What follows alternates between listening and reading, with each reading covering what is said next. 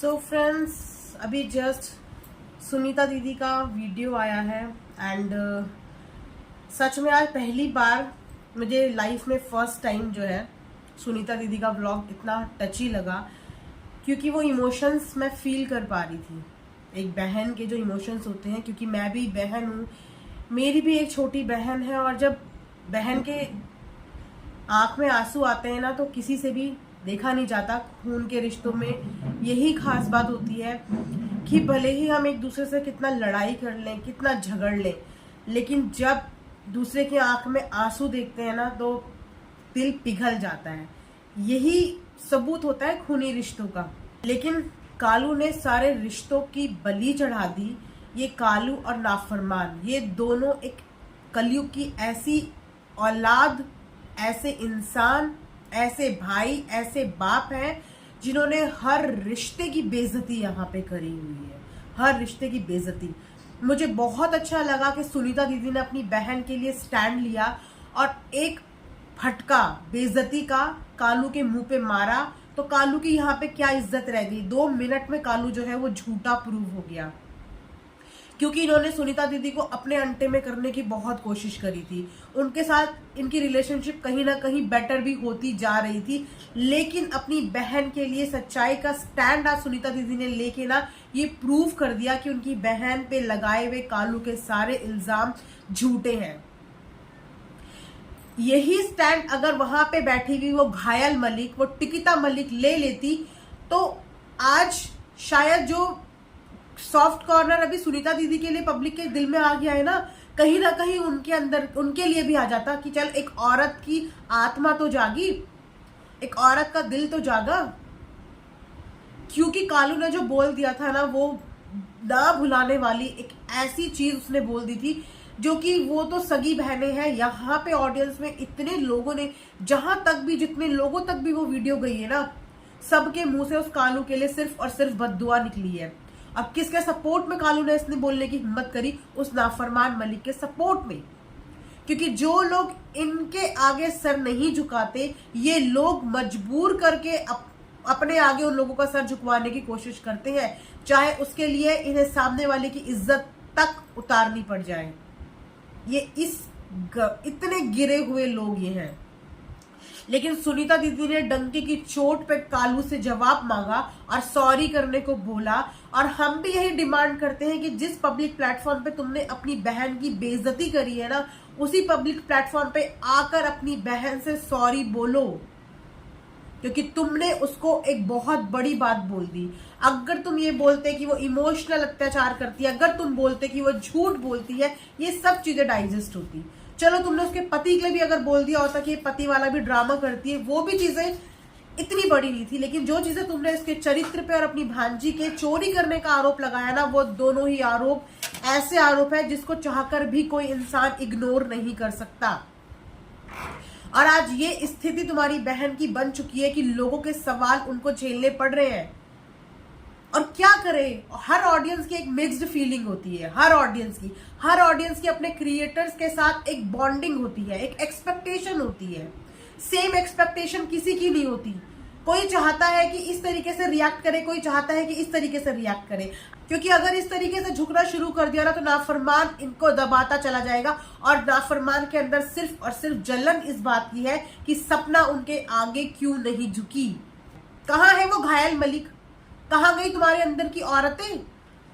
अपने प्रेगनेंसी में जब बात आई थी ना, टी शर्टें उठा उठा के, पेट खोल खोल के तुम लोगों ने दिखाया था। उस समय सपना ने तुम्हारे फेवर में वीडियो बनाई थी, तुम्हारे लिए स्टैंड लिया था, तुम्हारे बच्चों के लिए बोला था।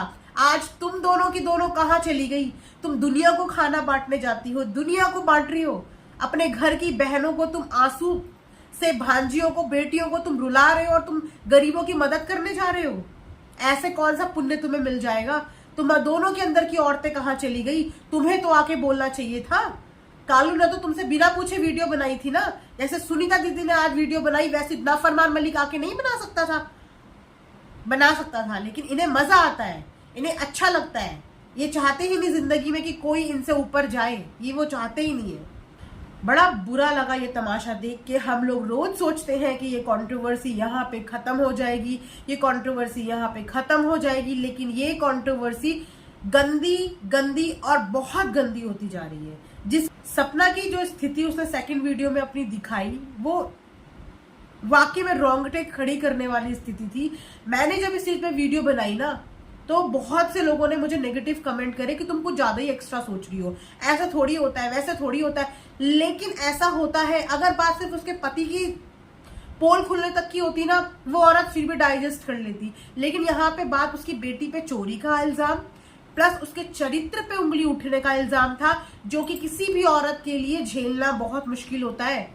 और अगर बेइज्जती करने वाला कोई बाहर का हो ना, तो हम उसको लट से, जूतों से, चप्पल से मार सकते हैं। लेकिन जब अपना ही आके खड़ा हो जाए, वो भी अपना सगा भाई आके खड़ा हो जाए और अपनी बहन के लिए ऐसा बोले, तो बहन लड़े किससे?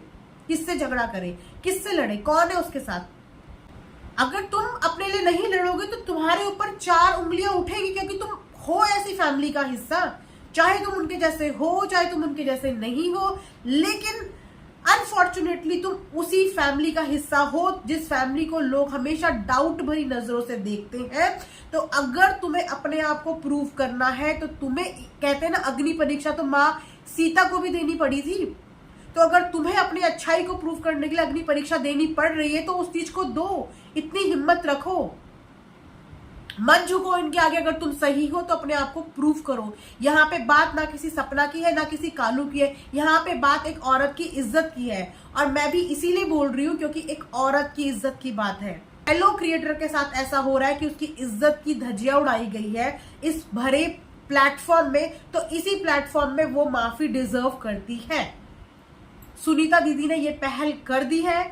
सपना, तुम भी ये पहल करो और अपने आप को सही प्रूव करो। चुप रहने वालों ने तुम्हें डिसीजन दिया होगा कि चुप रह के बहुत सारी चीजें सॉल्व हो जाती हैं, लेकिन इस चीज को हम नहीं झुकला सकते कि हम जिस प्लेटफॉर्म पे है, यहाँ पे मल्टीपल पॉइंट ऑफ व्यू की ऑडियंस है। जिस हर एक बंदे का अगर तुम पॉइंट ऑफ व्यू देखोगे ना, तो बहुत डिफरेंट होता है। मैं रिएक्शन बनाती हूँ, मुझे पता है कि मेरे एक रिएक्शन बनाने पे अगर 50 कमेंट आते हैं, तो उसमें से हर 4 बंदों के एक डिफरेंट पॉइंट ऑफ व्यूज होते हैं।